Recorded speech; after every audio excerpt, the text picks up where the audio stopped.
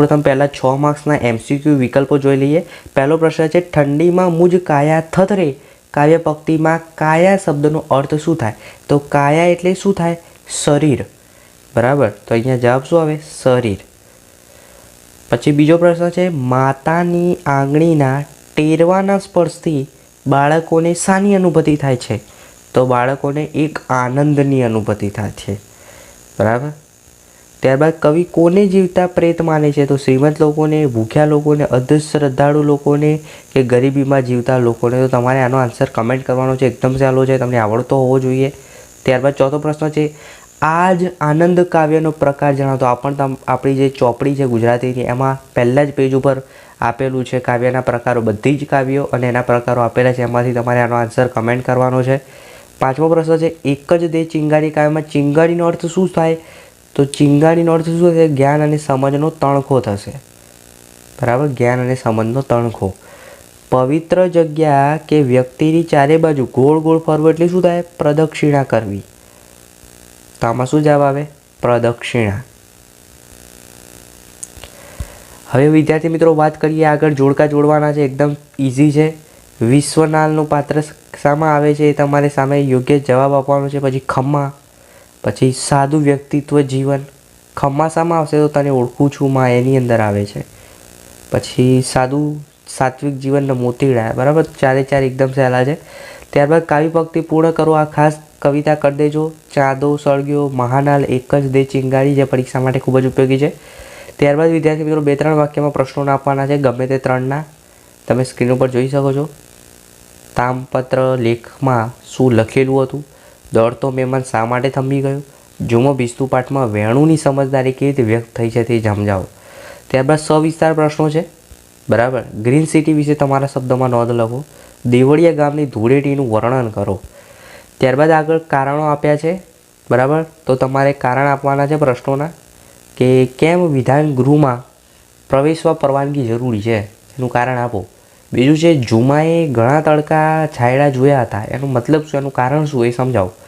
પછી વખારમાંનું બધું અનાજ દેશની ભૂગે મળતી પ્રજા માટે હતું. હવે વિદ્યાર્થી મિત્રો જે વ્યાકરણ વિભાગ છે પ્રશ્ન નંબર 3માં ખાસ સમજવું, તમને એવી રીતે સમજાય જેથી પરીક્ષામાં તમને કોઈ જ તકલીફ નહીં પડે. સંધિ છૂટી પાડો. તો મહાનલ, તો મહા વત્તા અનલ. કવિન્દ્ર, તો કવિ વત્તા ઇન્દ્ર, તો કવિન્દ્ર. આ રીતે થશે. ત્યારબાદ અલંકાર ઓળખવાનો છે કે કયો અલંકાર છે. સંસાર સાગર તરવો મુશ્કેલ છે, તો સ.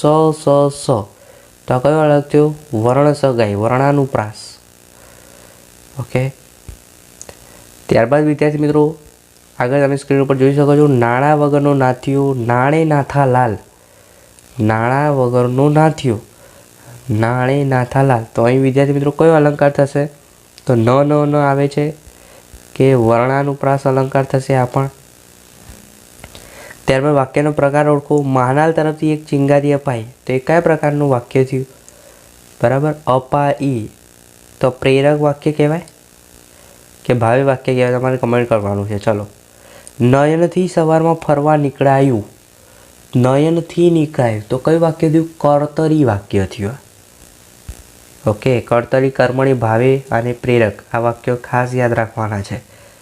ત્યારબાદ વિદ્યાર્થી મિત્રો શબ્દ સમૂહ માટે એક શબ્દ સમૂહ માટેને એક શબ્દ આપવાનો છે. ભૂતકાળના પ્રસંગો, અનુભવ, વિચારો વગેરે ચિત્તામાં સગારવાની જે શક્તિ હોય એને શું કહેવાય? પછી વૃદ્ધ છતાં મજબૂત બાંધાનું. પછી અહીં તમને લીટી દોરેલા વિશેષણનો પ્રકાર જણાવવાનો છે. સાહિલ નીચો છે, તો નીચો એ શું થયું? તો આ કયા પ્રકારનું વિશેષણ કહેવાય? પછી તમારી પાસે છે પેન કેવી છે? લાલ છે, તો એ વિશેષણ થયું. પણ કયા પ્રકારનું થયું તમારે કમેન્ટ કરવાનું છે ખાસ. એકદમ ઇઝી છે. કહેવતનો અર્થ લખો. ચેતતા નર સદા સુખી. ત્યારબાદ રૂઢિપ્રયોગનો અર્થ લખો. જુમાએ જીવનમાં ઘણા તડકા છાંયડા જોયા, એટલે સુખ દુઃખ જોયા. સમાનાર્થી શબ્દ લખો. સ્મરણ, અલ્પાહાર, પૃથ્વી.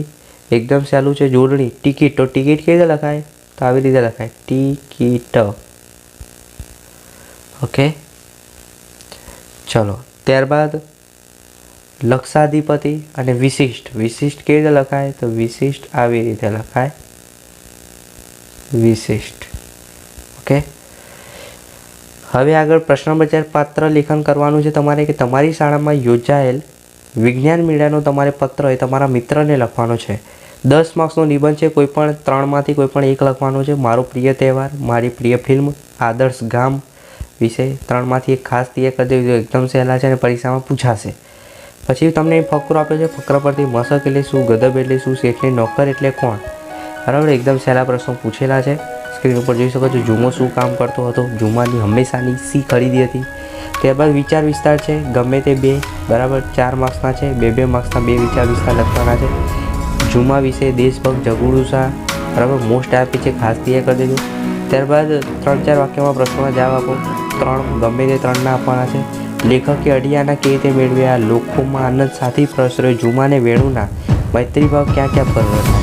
તો વિદ્યાર્થી મિત્રો, આ જો કુલ ધોરણ 8 વિષય ગુજરાતીનું 80 ગુણનું વાર્ષિક પરીક્ષાનું સંપૂર્ણ પેપર સોલ્યુશન